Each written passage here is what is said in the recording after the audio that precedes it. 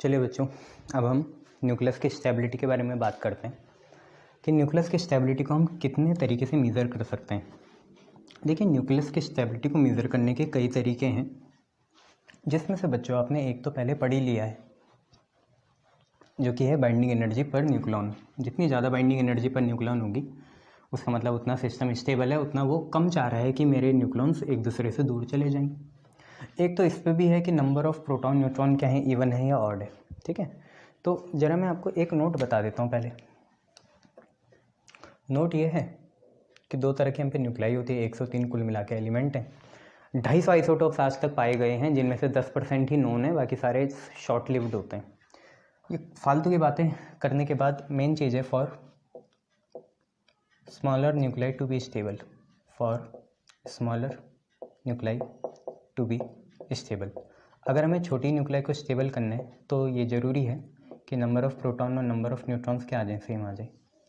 But for heavy nuclei to be stable दो cases हो सकते हैं, बराबर तो हो नहीं सकता, ऐसा कभी नहीं होता। बराबर वाला तो हटा ही दो, ठीक है, बराबर नहीं होते। या तो दो चीज़ें हो सकती हैं, या तो नंबर ऑफ़ प्रोटॉन्स ज़्यादा हो नंबर ऑफ़ न्यूट्रॉन से, या नंबर ऑफ़ न्यूट्रॉन्स ज़्यादा हो किससे, नंबर ऑफ़ प्रोटॉन से। भैया ये हो ही नहीं सकता, क्योंकि अगर नंबर ऑफ़ प्रोटॉन्स ज़्यादा होगे तो प्रोटॉन के बीच का फोर्स ऑफ रिपल्शन क्या होगा, बहुत ज़्यादा होगा, जिसकी वजह से अनस्टेबिलिटी आएगी। क्या आएगी, अनस्टेबिलिटी। तो नेचर क्या चाहेगा, अगर उसे करना ही है ज़्यादा तो वो न्यूट्रॉन्स का ज़्यादा करेगा ना। अगर आपको मास नंबर बनाना ही है, वो दो तरीके से बन सकता है, या तो प्रोटॉन को बढ़ा दो या तो न्यूट्रॉन को बढ़ा दो। तो हम किसको बढ़ा रहे हैं, हम न्यूट्रॉन को बढ़ाएंगे। भाई प्रोटॉन के साथ ये खतरा है फोर्स ऑफ रिपल्शन को बढ़ाने का, हम तो कुछ नहीं कर रहे हैं, हम तो बस समझ सकते हैं इस चीज़ को, ये नेचर ने कर चुका है। ठीक है, तो उसने न्यूट्रॉन्स को बढ़ा दिया है, तो ये नोट आप याद रखना। अब देखिए, for stable nucleus, stable nucleus को अगर हमें डिटरमाइन करना है तो उसके लिए हम क्या क्या कर सकते हैं, है ना, ये चीज़ है। नोट आपने देख लिया, स्मॉलर के लिए दोनों बराबर, हैवी के लिए ये। तो स्टेबल न्यूक्लियस के लिए सबसे पहले हम ये देखेंगे कि bye binding energy per nucleon, मतलब पर मास नंबर। तो यहाँ पे क्या है भाई, जितनी ज़्यादा बाइंडिंग एनर्जी पर न्यूक्लियन होगी उतनी ज़्यादा स्टेबिलिटी होगी। समझ रहे हो, बाइंडिंग एनर्जी पर न्यूक्लियन का ज़्यादा होना मतलब भैया ज़्यादा एनर्जी खर्च करेंगे तभी न्यूक्लियन से एक दूसरे से दूर जाएंगे, मतलब वो स्टेबल हैं। अच्छा, दूसरा होता है बाई वैल्यू ऑफ स्टेबिलिटी से पहले by E one and odd configuration. Even और ऑड कन्फिगरेशन से भी पता चल जाता है। ठीक है, ऑड कन्फिगरेशन वाले लगभग रिलेटिवली, यहाँ रिलेटिव है, एब्सोल्यूट नहीं है। रिलेटिवली कैसे होते हैं, अनस्टेबल होते हैं बच्चों। क्या होते हैं, अनस्टेबल। तो ये भी इससे भी देख सकते हैं। ठीक है, भाई इवन एंड ऑड कन्फिगरेशन, जैसे यहाँ पे आपको दे रखा है, मान लो मास नंबर आपका 165 है, यहाँ पे हम लिख लेते हैं नंबर ऑफ़ प्रोटॉन्स, यहाँ पे लिख लेते हैं नंबर ऑफ़ न्यूट्रॉन्स। एक और एग्जांपल देख लेते हैं, जैसे 57 का। ठीक है, तो आप ये देखिए, जैसे मास नंबर तो इसका कितने हैं, 165 है, बट जो 165 वाला एलिमेंट होगा उसमें प्रोटॉन्स तो इवन होंगे, न्यूट्रॉन्स ऑड होंगे। 57 वाला, इसमें इससे नहीं पता चलता, आप क्या सोच रहे, प्रोटॉन इतने ही होंगे जितने मास नंबर है। नहीं, प्रोटॉन तो अलग चीज़ होती है ना भैया। ये है नंबर ऑफ़ न्यूट्रॉन्स भी इन्होंने क्या बताई, इवन बताई, सारे डेटा से होता है। और 57 में नंबर ऑफ़ प्रोटॉन्स इवन है बट नंबर ऑफ़ न्यूट्रॉन्स क्या है, ऑड। इसका मज़ा तब आता है जब ये पूरा बताते हैं कि कौन सा एलिमेंट है, हम पीरियोडिक टेबल में देखते, उसके नंबर ऑफ़ प्रोटॉन देखते, क्या वो इवन है या ऑड है, फिर हम क्या निकालते, नंबर ऑफ़ न्यूट्रॉन निकालते। बच्चे ये ए है, इसमें हमें दोनों दिए रहते हैं, प्रोटॉन न्यूट्रॉन, तो पता नहीं चल रहा इवन इवन ऑड बना सकता है, नहीं, तो कुछ और इसमें चक्कर होगा। बट हमारे लिए सबसे मेन क्या है, सबसे मेन है हमारे पास न्यूट्रॉन टू प्रोटॉन रेशियो। देखें थर्ड वाला स्टेबल न्यूक्लियस में, ठीक है, क्या देखें, न्यूट्रॉन टू प्रोटॉन रेशियो देखें थर्ड वाले में, जिसे वैल्यू ऑफ स्टेबिलिटी भी बोलते हैं, न्यूट्रॉन टू प्रोटॉन रेशियो, जिसे स्टेबिलिटी की वैल्यू भी बोलते हैं। उससे वैसे डेविएशन ही आता है, स्टेबिलिटी की जो वैल्यू है वो तो आइडियल केस हो गया है ना, value of stability. Heavy nuclei में देखो बहुत ज़्यादा डेविएशन होगा स्टेबिलिटी से, स्टेबिलिटी की वैल्यू से। ठीक है, वही देखेंगे। वैल्यू मतलब क्या होता है, पता है ना, क्या होती है, खाई होती है, थप्पड़ मारूंगा। वैल्यू क्या होता है, जल्दी बताओ। चलिए बच्चों, ये हमारा नेक्स्ट था थर्ड, स्टेबिलिटी जानने के लिए न्यूक्लियस की बाइंडिंग एनर्जी पर न्यूक्लियन हो गया, ये इतना खास नहीं व्हेन एंड ऑर्डर कन्फिग्रेशन, क्योंकि जब तक आपको पीरियोडिक टेबल से पता नहीं है कि 165 एलिमेंट कौन सा है तो आपको उसका प्रोटॉन नंबर नहीं पता होगा, और ये नहीं है। बट ये भी एक फैक्ट है, मेन ये है न्यूट्रॉन टू प्रोटॉन रेशियो या वैल्यू ऑफ स्टेबिलिटी।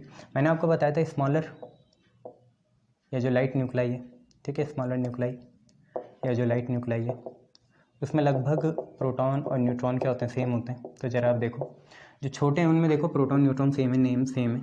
ये जो डॉटेड वाली लाइन है ये वैल्यू ऑफ स्टेबिलिटी है। अब अगर जो हमारी हैवी न्यूक्लाई है, क्या है, हैवी न्यूक्लाई, हैवी न्यूक्लाई को स्टेबल होना है तो आपको पता ही है प्रोटॉन्स से ज़्यादा न्यूट्रॉन्स को होना पड़ेगा, क्योंकि प्रोटॉन अपने साथ फोर्स ऑफ रिपल्शन लाते हैं। तो हैवी न्यूक्लाई के लिए देखिए न्यूट्रॉन्स ज़्यादा हैं तो ये इस साइड हो गया, और प्रोटॉन्स क्या हैं, कम है। आई बात समझ में? हैवी न्यूक्लाई के लिए क्या ज़्यादा होंगे, न्यूट्रॉन्स ज़्यादा होंगे, तो न्यूट्रॉन्स ज़्यादा हैं और प्रोटॉन क्या है, कम है। ठीक है, ये आप देख लेना यहाँ से। तो ये टॉपिक भी हमारा खत्म होता हुआ, पता है ना हैवी न्यूक्लाई के लिए क्या ज़्यादा होना चाहिए, वो मैंने आपको पहले ही क्लियर कर दिया। For heavy nuclei to be stable more of the neutrons have been put up, ज़्यादा न्यूट्रॉन्स हम डालेंगे प्रोटॉन से ज़्यादा। अब इतना हो जाएगा तो अब हमारी नेक्स्ट हेडिंग है रेडियो एक्टिविटी। तो रेडियो एक्टिविटी आपको पता ही है, अपने आप अगर कोई हैवी न्यूक्लाई डिसइंटीग्रेट होता है विदाउट एनी एक्सटर्नल एड, ना फिजिकल ना केमिकल, तो उसे हम बोलते हैं रेडियो एक्टिविटी। ठीक है, तो वो हमारी अब हेडिंग शुरू हो जाएगी रेडियो एक्टिविटी। इस वीडियो को हम रेडियो एक्टिविटी के नाम से ही जानेंगे। ठीक है, तो हेडिंग है हमारी बच्चों क्या, radio activity.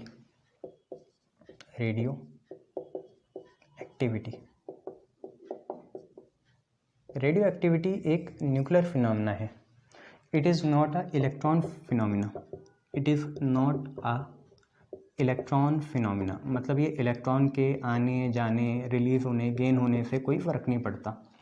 It is a nuclear phenomena, nucleus से ही डील करता है ये, न्यूक्लियर से ही लेना देना है इसका, और अभी तक ऐसी कोई प्रोसेस हुई नहीं है अपार्ट फ्रॉम न्यूक्लियर रिएक्टर कि जहाँ हम न्यूक्लियस पे हमला कर सकें, उसको डिसइंटीग्रेट कर सकें। तो रेडियो एक्टिविटी यहाँ पे मैं बात करना चाहता हूँ, एक ऐसी नेचुरल प्रोसेस है, it is a type of natural nuclear process, natural nuclear process एक type of natural nuclear process है which is spontaneous, which is spontaneous, अपने आप होगी और फिजिबल, आसानी से होगी, अगर होनी होगी तो आसानी से ही होगी। ठीक है, तो रेडियो एक्टिविटी क्या है, it is a type of natural nuclear process which is spontaneous and feasible in which a heavy nuclei, it is a function of heavy nuclei in which a heavy nuclei. Light nuclei में होता नहीं है radio activity. हाँ, तुम ये नहीं बोल सकते कि फ्यूजन हो रहा है, वो हम जानबूझ के करते हैं। रेडियो एक्टिविटी हमेशा खुद हैवी न्यूक्लाई से होगी। हम अर्थ के रिगार्डिंग बात कर रहे हैं, सन में तो खुद भी होता है ना, उसमें टेम्परेचर बहुत हाई है। इन विच अ हैवी न्यूक्लाई डिसइंटीग्रेट्स, अपने को ख़त्म करती है, disintegrates itself to become stable, क्योंकि हैवी न्यूक्लाई में अनस्टेबिलिटी काफ़ी होती है, प्रोटॉन्स बहुत ज़्यादा होते हैं, जबकि नेचर ने न्यूट्रॉन्स पुटअप करे हैं उसमें, पर प्रोटॉन्स तो है ना। हैवी न्यूक्लाई मतलब उनका एटॉमिक नंबर भी तो ज़्यादा होगा, तो प्रोटॉन्स बहुत ज़्यादा होंगे। उस प्रोटॉन्स की वजह से इनमें क्या आएगी, अनस्टेबिलिटी आएगी। उसी अनस्टेबिलिटी को दूर करने के लिए ये स्टेबिलिटी लाना चाहेगा। स्टेबिलिटी कैसे लाएगा, ये अपनी न्यूक्लाई का क्या करेगा, डिसइंटीग्रेशन करेगा। और रेडियो एक्टिविटी सिर्फ हैवी न्यूक्लाई का फंक्शन है, क्योंकि वहीं पे ऐसा चक्कर पड़ता है फोर्स ऑफ रिपल्शन का, और ये एक स्पॉन्टेनियस प्रोसेस है, अपने आप होगी और बहुत आसानी से होगी। हमेशा ये सिर्फ एक नेचुरल प्रोसेस है, न्यूक्लियर प्रोसेस है, इलेक्ट्रॉन फिनोमिना नहीं है। और जो हमारा रेडियो एक्टिव एमिशन होगा, मतलब जो रेडियो एक्टिविटी एमिट होगी, उसे ना हम फिज़िकली ना केमिकली खुद कंट्रोल कर पाएंगे, वो अपने आप होगी, और जब तक उसका मन करेगा तब तक होगी।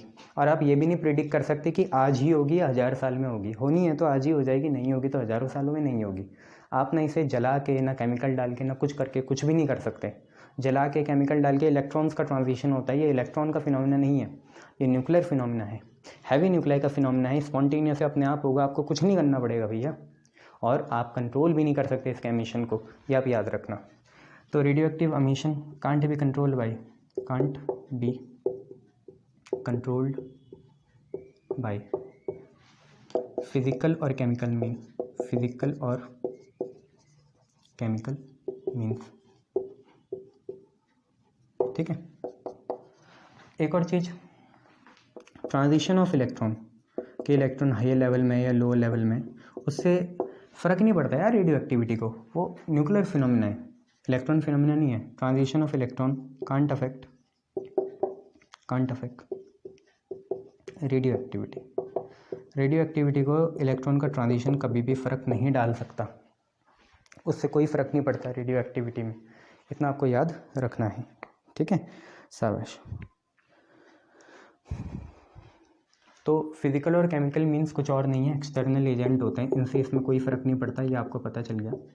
रेडियो एक्टिविटी के लिए सबसे ज़्यादा हम किसको जानते हैं? बैकरेल को जानते हैं, मैडम क्यूरी को जानते हैं। मैडम क्यूरी को तो इकलौती ऐसी महिला हैं जिन्हें फिजिक्स में भी और केमिस्ट्री में भी नोबेल प्राइज़ मिला है। इन्होंने बहुत बार रेडियो एक्टिविटी की डिस्कवरी करी है, जानते हो आप मैडम क्यूरी को, ठीक है, शाबाश। रेडियो एक्टिव एलिमेंट ही रेडियो एक्टिविटी करते हैं, इससे ज़्यादा तो कुछ भी नहीं है। जनरली हमने ये देखा गया है कि रेडियो एक्टिविटी होती कहाँ है? रेडियो एक्टिविटी जनरली ऐसे मास नंबर में होती है जो 140 से क्या हो ज़्यादा हो। दूसरी बात, ये हैवी न्यूक्लाई का ही रिलेशन हैवी न्यूक्लाई में ही होती है।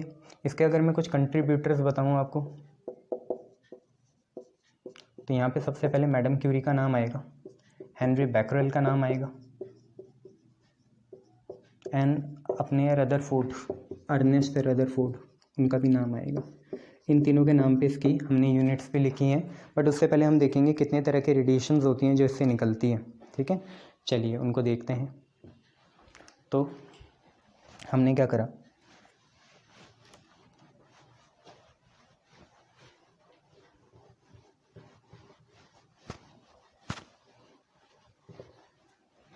लिख लेते हैं हम टाइप्स ऑफ रेडियो एक्टिव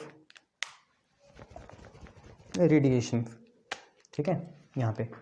तो टाइप्स ऑफ रेडिएशंस कितने तरह की है, रेडिएशंस कितने तरह की है, ये हम देखना चाहते हैं। तो रेडिएशंस कितने तरह की है यार, सिंपल सी बात है। देखो हमने कुछ नहीं करा, मैंने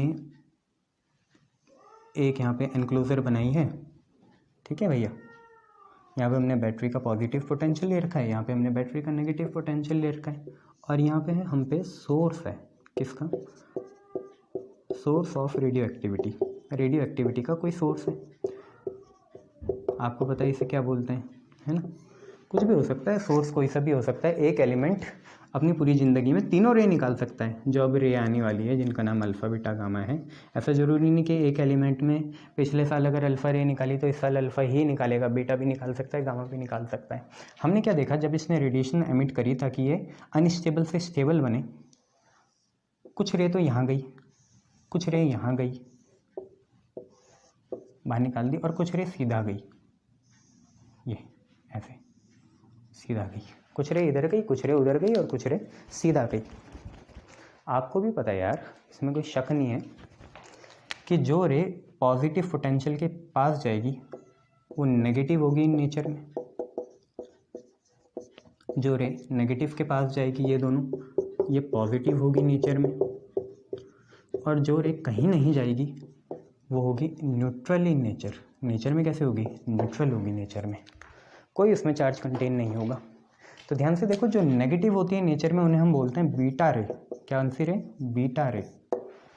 जो पॉजिटिव होती है नेचर में उन्हें हम बोलते हैं अल्फा रे, कौन सी रे? अल्फा रे। जो नेगेटिव पॉजिटिव ना होकर न्यूट्रल होती है नेचर में उसे बोलते हैं गामा रे, कौन सी रे? Gamma ray. एक एलिमेंट अपनी पूरी ज़िंदगी में तीनों निकाल सकता है, बट एट अ टाइम एक ही निकालेगा। एक समय में अगर रेडिएशन हो रहा है तो उससे सिर्फ अल्फ़ा निकलेगी या सिर्फ बीटा निकलेगी या सिर्फ गामा निकलेगी। किसी रेडियो एक्टिव एलिमेंट से एक समय में सिर्फ अल्फ़ा निकलेगी या बीटा निकलेगी या गामा निकलेगी। पर एक समय अगर इसने अल्फ़ा कर दी, उसके बाद जब कुछ सालों बाद इसका मन करे दोबारा, खुद करेगा इसका मन, हम कुछ नहीं कर सकते। तो ज़रूरी नहीं है अगर इसने पिछली बार अल्फ़ा रे एमिट करी तो इस बार बीटा नहीं कर सकता, बीटा भी कर सकता है। अगर मैं बताऊं बीटा पार्टिकल कुछ नहीं होता है, इलेक्ट्रॉन ही होता है, तो -1 E0। जीरो क्यों लगाते हैं? क्योंकि इसका मास उसके टर्म्स में नेग्लिजिबल होता है। किसके टर्म में? प्रोटॉन न्यूट्रॉन के टर्म्स में। तो बीटा पार्टिकल कुछ और नहीं होते, फास्ट मूविंग इलेक्ट्रॉन्स होते हैं, ये आप सबको पता है क्या होते हैं, फास्ट मूविंग इलेक्ट्रॉन्स होते हैं। अल्फ़ा रे कुछ नहीं होती, अल्फ़ा रे हीलियम होता है, डबली आइनाइज हीलियम, डबली आयोनाइज हीलियम। अल्फ़ा रे कुछ और नहीं होता, डबली आइनाइज हीलियम होता है, 2He4 और यहाँ 2+ लगा देना, डबली आइनाइज है ये। और गामा रे कुछ और नहीं होती, फोटॉन्स होते हैं, क्या होते हैं? फोटॉन्स। ठीक है, 3 तरह की यहाँ पे रेडिएशन होती है। जो पॉजिटिव की तरफ गई वो नेचुरली नेगेटिव होगी, उन्हें बीटा रे बोलते हैं। जो नेगेटिव की तरफ गई वो नेचुरली पॉजिटिव होती है, उन्हें अल्फा रे बोलते हैं। और जो न्यूट्रल है, कहीं भी नहीं गई, वो गामा रे होती है, फोटॉन्स। अब हमें तीनों की प्रॉपर्टीज़ पढ़नी है और फिर हम अब आगे बढ़ेंगे। ठीक है, शाबाश। फिर इनके डीके देखेंगे, फिर ये चैप्टर को ख़त्म करेंगे। चलो बच्चों, अब हम अल्फा रे की प्रॉपर्टी समझेंगे। देखो, अल्फा रे जनरली हीलियम ही होता है, तो इसकी प्रॉपर्टी यहीं से समझते हैं। अल्फ़ा पार्टिकल जो होता है हीलियम होता है 2He4, प्रोटॉन नंबर कितना है 2 है, एटॉमिक नंबर 2 है, तो इसमें चार्ज कितना होगा 2 टाइम्स होगा प्रोटॉन के, और मास नंबर 4 है, तो इसका मास होगा 4 गुना किसका, of the mass of proton. ठीक है, देन इसके बाद क्योंकि अल्फ़ा पार्टिकल कुछ नहीं है, हीलियम का ही न्यूक्लियस होता है, मतलब हीलियम क्या होता है 2He4, तो उससे 2 इलेक्ट्रॉन हटा दो तो जो आप पे बचेगा हीलियम का न्यूक्लियस, वही आपका अल्फ़ा पार्टिकल हो जाएगा। अब अल्फ़ा बीटा और गामा के लिए आपको 2 चीज़ें समझनी पड़ेगी, एक है पेनिट्रेशन पावर और एक है आयनाइजिंग पावर। समझ लो, जिसका पेनिट्रेशन ज़्यादा होगा उसका आयनाइजेशन कम होगा। पेनिट्रेशन मतलब पार हो जाना, फाड़ देना, चीर देना, वो चीज़ है, और आयनाइज मतलब रुक के बाकी गैस के मॉलिक्यूल से इलेक्ट्रॉन छीन लेना, ये चीज़ है। तो जिसकी पेनिट्रेशन पावर ज़्यादा होगी वो रुकेगा नहीं, तो आयनाइज नहीं कर पाएगा, और जो रुक गया वो पेनिट्रेट नहीं कर पाएगा। तो याद रखो, इसका साइज़ होता है बहुत बड़ा। क्या होता है, बहुत बड़ा, तो ये इतनी आसानी से पेनिट्रेट नहीं कर सकता। इसकी पेनिट्रेशन पावर 1/100 टाइम्स होती है किसके, बीटा के, मतलब बीटा 100 गुना ज़्यादा इससे पेनिट्रेट कर देता है, और अल्फ़ा इससे 1,00,000 गुना ज़्यादा पेनिट्रेशन पावर का है, तो इसकी पेनिट्रेशन पावर 1/1,00,000 टाइम्स होती है किसके, गामा के। ठीक है, और अल्फ़ा की पेनिट्रेशन पावर 1/100 टाइम्स होती है बीटा की, मतलब बीटा 100 गुना तेज़ी से पेनिट्रेट कर पाता है अल्फ़ा के कंपैरिजन में, और गामा 1,00,000 गुना तेज़ी से ज़्यादा पेनिट्रेट कर पाता है। अगर ये पेनिट्रेट नहीं कर पाएगा तो रुकेगा। पेनिट्रेट कहाँ करते हैं, मेटल की फॉइल में, तो रुकेगा तो चारों तरफ के गैस मॉलिक्यूल्स को क्या कर सकता है, आयनाइज कर सकता है। क्या कर सकता है, आयनाइज मतलब उनसे इलेक्ट्रॉन निकलवा सकता है।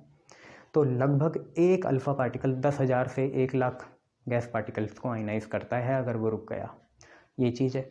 इसके बाद देखिए, अल्फ़ा पार्टिकल में क्योंकि चार्ज है तो इन्हें इलेक्ट्रिक फील्ड और मैग्नेटिक फील्ड दोनों ही डिफ्लेक्ट कर सकती हैं। फोटोग्राफिक जो प्लेट्स होती हैं उन पर ये असर डालता है। ये क्या करता है, एक हिसाब से ल्यूमिनेसेंस जो होती है उसे पैदा करता है, किसमें, जिंक सल्फाइड में या बेरियम फोटोसाइनाइड में, या तो जिंक सल्फाइड की स्क्रीन में ये ल्यूमिनेसेंस करता है। ठीक है, कौन सा ल्यूमिनेसेंस है, फ्लोरोसेंस वाला। ठीक है, फ्लोरोसेंस वाला ल्यूमिनेसेंस करता है किसमें, जिंक सल्फाइड में या बेरियम फोटोसाइनाइड में करता है। दूसरा इसका ना ह्यूमन स्किन में बर्निंग इफेक्ट होता है, जला सकता है, हीटिंग इफेक्ट भी ये क्रिएट करता है। और सबसे मेन बात आपने पढ़ी है, रदरफोर्ड का अल्फा रे स्कैटरिंग एक्सपेरिमेंट होता है, 0.2 mm की जो गोल्ड की वो है शीट्स हैं, वो भी इसे डिफ्लेक्ट कर सकती हैं, क्योंकि इसकी पेनिट्रेशन पावर इतनी ज़्यादा नहीं होती, तो इसमें डिफ्लेक्शन आता है। ये सारी चीज़ें अल्फ़ा पार्टिकल की खासियत थी। आपने क्या क्या देखी कि एक तो चार्ज अल्फ़ा पार्टिकल में दुगना होता है of the charge on proton, और मास अल्फ़ा पार्टिकल का 4 गुना होता है। अल्फ़ा पार्टिकल कुछ नहीं है, हीलियम न्यूक्लियस है। हीलियम होता है 2He4, इससे 2 इलेक्ट्रॉन निकाल लो तो हीलियम न्यूक्लियस बनेगा। इसकी वेलोसिटी बहुत ज़्यादा मैग्नीट्यूड की होती है, लगभग 10⁻⁷ मैग्नीट्यूड की होती है।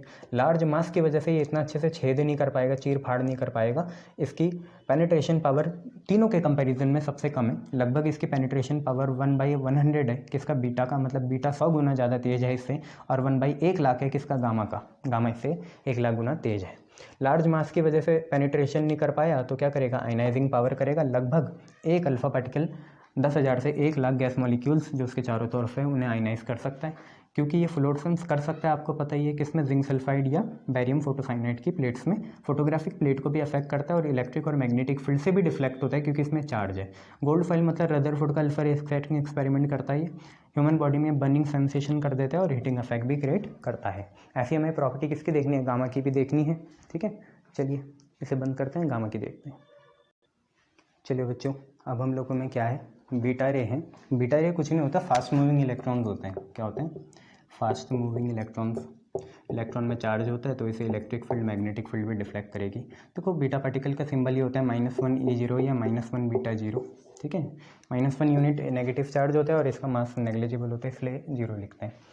ठीक है, तो charge on beta particle electron का चार्ज ही होता है, जो कि 1.6 × 10⁻⁻19 कूलम है, और मास लगभग इलेक्ट्रॉन के मास के बराबर ही होता है। बीटा पार्टिकल कुछ और नहीं है, इलेक्ट्रॉन ही है, तो बीटा पार्टिकल कुछ और नहीं है, इलेक्ट्रॉन ही है। बीटा पार्टिकल की लगभग वेलोसिटी कितनी होती है, 33 से 99% होती है लाइट की स्पीड के बराबर, 3 × 10⁸ के बराबर। बीटा पार्टिकल का जैसे अल्फ़ा का साइज़ इतना है, तो बीटा का इतना सा होता है, तो मास कम है, तो छेद अच्छे से करेगी, तो इसकी पेनिट्रेशन पावर लार्ज होती है। सबसे लार्ज तो वैसे गामा की है, बट आप ट्रेंड याद रख लेना, अल्फ़ा फिर बीटा फिर गामा। पेनिट्रेशन पावर क्या होती है, बढ़ती है, और आयनाइजिंग पावर क्या होती है, घटती है। ठीक है, अल्फ़ा से बीटा जाएँ, बीटा से गामा जाएँ तो आयनाइजिंग पावर घटेगी, पेनिट्रेशन पावर बढ़ेगी। छोटे मास की वजह से ये रुक नहीं पाएगा, आयनाइज अच्छे से नहीं करेगा, तो इसकी आयनाइजिंग पावर लगभग 1/100 होती है अल्फ़ा के। और जनरली ये फ्लोरेसेंस करते हैं वहीं जिंक सल्फाइड और बैरियम फोटोसाइनाइड में, फोटोग्राफिक प्लेट को भी अफेक्ट करते हैं और इलेक्ट्रिक और मैग्नेटिक फील्ड से भी डिफ्लेक्ट होते हैं। देन इसके बाद अब हम गामा देखेंगे। गामा कुछ नहीं होता, फोटॉन्स होता है। ठीक है, न्यूक्लियर रिएक्शन में यूज़ होता है, वो आप सबको ही पता है, वही सारी चीज़ें देखनी है बच्चों। अब हम लोग गामा रेज की बात करेंगे। देखो गामा रे कुछ नहीं होती, लाइट ही होती है, इलेक्ट्रोमैग्नेटिक वेव होती है, और न्यूट्रल होगी तभी हमारी बॉडी से देखो करोड़ों गुजर जाते हैं 1 सेकंड में। न्यूट्रल होगी, इलेक्ट्रिक मैग्नेटिक फील्ड से डिफ्लेक्ट नहीं कर पाएगी। रेस्ट मास आपको पता है लाइट फोटॉन का होता है 0, और लाइट की स्पीड से ही ट्रैवल करते हैं। पेनिट्रेशन पावर सबसे छोटे हैं तो सबसे ज़्यादा होगी, और आयनाइजिंग पावर सबसे कम होगी। ठीक है, फोटोग्राफिक प्लेट को ये भी अफेक्ट करते हैं, फ्लोरेसेंस ये भी क्रिएट करते हैं, पर जैसे अल्फा और बीटा पार्टिकल किस में करते थे, जिंक सल्फाइड और बैरियम फोटोसाइनाइड में, ये करता है विलेमाइट में। किस में करता है, विलेमाइट में। और आपको पता है ये इलेक्ट्रॉन्स को नॉकआउट करते हैं मेटल की सरफेस से, जिसे हम बोलते हैं फोटो इलेक्ट्रिक एमिशन। ये सारी चीज़ें इनमें होती हैं। तो they are light photons, neutral होते हैं, not deflected by electric and magnetic field. Rest mass 0 होगा, स्पीड होगी लाइट की स्पीड। इलेक्ट्रोमैग्नेटिक वेव होते हैं, सबसे ज़्यादा पेनिट्रेशन पावर होगी, सबसे स्मॉलेस्ट आयनाइजिंग पावर होगी। न्यूक्लियर रिएक्शन को कॉज करते हैं, इलेक्ट्रॉन को नॉकआउट कर सकते हैं मेटल की प्लेट से। मेटल फोटो सेंसिटिव होना चाहिए, फोटो इलेक्ट्रिक एमिशन होता है, फोटोग्राफिक प्लेट को अफेक्ट करते हैं मोर देन बीटा, बीटा से ज़्यादा करते हैं। और फ्लोरेसेंस करते हैं किसमें, विलेमाइट में। बाकी सब तो जिंक सल्फाइड और बैरियम फोटोसाइनाइड में करते हैं, ये किस में करते हैं, विलेमाइट में। तो इतना आप लोग देख लेना। मैं आपको आखिरी में चीज़ ये बताना चाह रहा हूँ, तो कल हम इस चैप्टर को ख़त्म कर देंगे कि आयोनाइजिंग पावर का ऑर्डर क्या है। आयोनाइजिंग पूरा लिख लेना ना, मैंने इंग्लिश की गलती कर दी है। आयोनाइजिंग ठीक है। आयोनाइजेशन पावर में सबसे ज़्यादा उसका होगा जिसका मास बड़ा होगा, ये डायरेक्टली प्रोपोर्शनल होता है मास के। अल्फ़ा का मास ज़्यादा, फिर बीटा, फिर कौन, गामा। तो आयोनाइजिंग पावर सबसे ज़्यादा किसकी होती है, अल्फ़ा की। पेनिट्रेशन पावर ये आते हैं ना क्वेश्चन, इसलिए लिखा रहा हूँ। पेनिट्रेशन पावर इन्वर्सली प्रोपोर्शनल होती है मास के या साइज़ के। तो सबसे छोटा गामा है, फिर बीटा है, फिर अल्फ़ा है। तो ये देख लेना आप, ठीक है, ये दोनों चीज़ें देख लेना। कल से हम रेडियो एक्टिविटी तगड़े से शुरू करेंगे। थैंक यू, देख लीजिए। ठीक है, इसमें हाफ लाइफ बताऊंगा, एवरेज लाइफ बताऊंगा जो आपने केमिकल काइनेटिक्स में पढ़ी है। Laws of photo electric disintegration बताऊंगा। बस फिर इसके बाद इसमें कुछ है नहीं, alpha decay, beta decay, gamma decay के बाद इसे टाटा बाय बाय कह देंगे। ठीक है, थोड़ी बहुत न्यूक्लियर रिएक्टर के वो सारी चीज़ें बताऊँगा आपको ना, डायग्राम दिखाऊँगा और कुछ नहीं। ठीक है, ये देख लेना।